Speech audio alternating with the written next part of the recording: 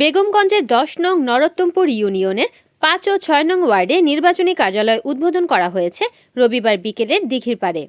অনুষ্ঠানের শুরুতেই মরহুমা বেগম খালেদা জিয়ার রুহের মাগফিরাত, দেশ ও জাতির মঙ্গল কামনায় দোয়া করা হয়।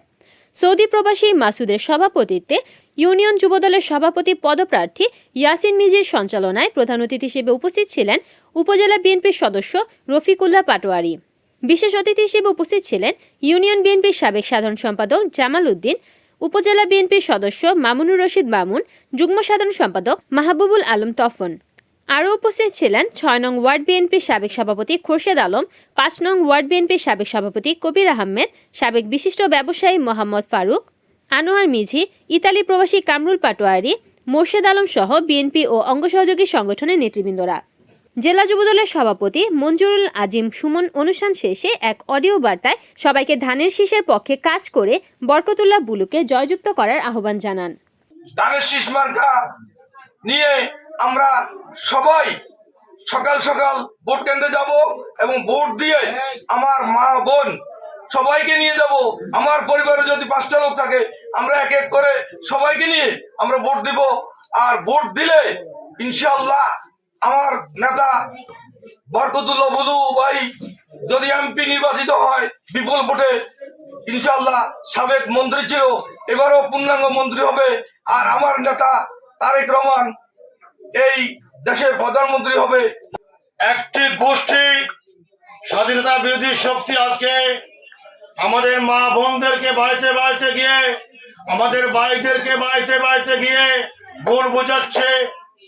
আমরা আপনাদেরকে বলি, তাদেরকে ভোট দিলে নাকি মানুষ জান্নাত যাবে। কত বড় নাউজুবিল্লাহ। হায়াতের মালিককে আল্লাহ, মওতের মালিককে আল্লাহ, জান্নাতের মালিককে আল্লাহ, দুজকের মালিককে আল্লাহ।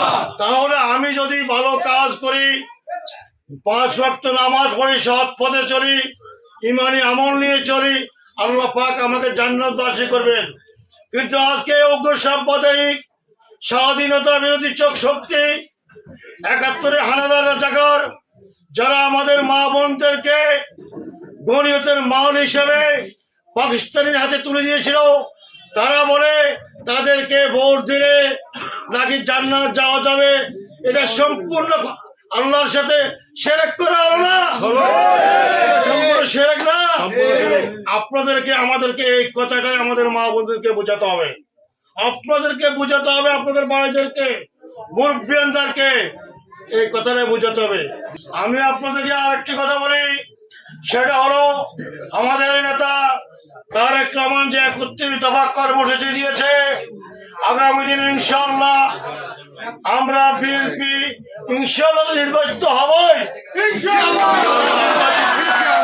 নির্বাচিত হলে ৩১ দফা যে একটি লিফলেট এখানে আছে, লিফলেটের প্রথম ৩টি অংশ আমি বলছি, ফ্যামিলি কার্ড, কৃষি কার্ড এবং আমাদের চিকিৎসা কার্ড। এই ৩টা কার্ড হলো সবচেয়ে উল্লেখযোগ্য। ফ্যামিলি কার্ডের মাধ্যমে প্রত্যেকটি পরিবার, বাংলাদেশের ৪ কোটি মানুষ, মধ্যবিত্ত, নিম্নবিত্ত, উচ্চবিত্ত, কিভাবে প্রতি মাসে ২৫ কেজি করে চাউল পাবে, ডাউল পাবে, আটা, চিনি সহ নিত্য প্রয়োজনীয় সামগ্রী পাবে আমাদের দল ক্ষমতা আসলে। রিপোর্ট করেছেন নোয়াখালী প্রতিনিধি মোহাম্মদ সুমন ভুইয়া, NN TV।